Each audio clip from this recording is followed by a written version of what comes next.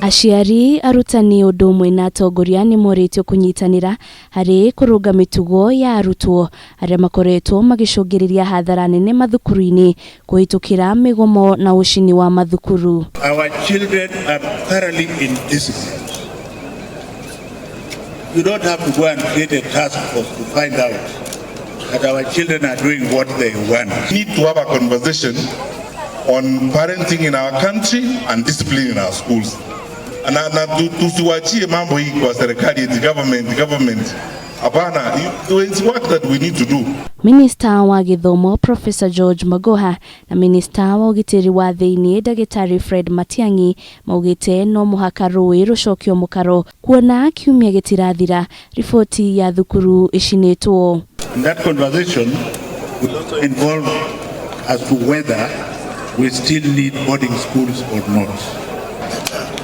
So the people who are holding children like eggs, by extension, ladies and gentlemen, that is why you are seeing our children cannot handle stress. Young couples are killing each other. People are killing themselves. Challenges that we have with parenting in this country. Talk to school principals.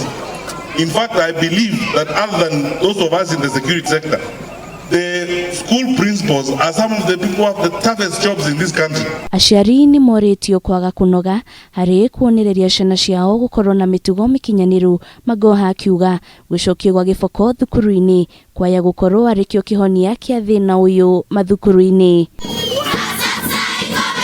Mwaka wa 2022 gugakorwo na igeranio maita meri cia gĩbũrũri. Kigeranio kia mbere gia KCPE na KCSE gigitafanio mweri-ini wa 3 na wa 4. Guku kigeranio kiria gitanyitwo gugatafanio mweri-ini wa Dithemba igakorwo kihariririo niguo gutigirira gutiri na mihinga yothe ona thutha wa thirikari njeru guka. Not going to only prepare the exam for March.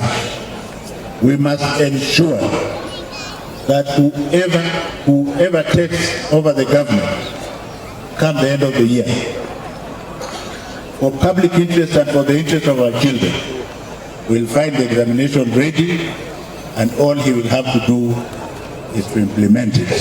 Girifotera Kameme TV, Retorako ni Wajuru wa Foro.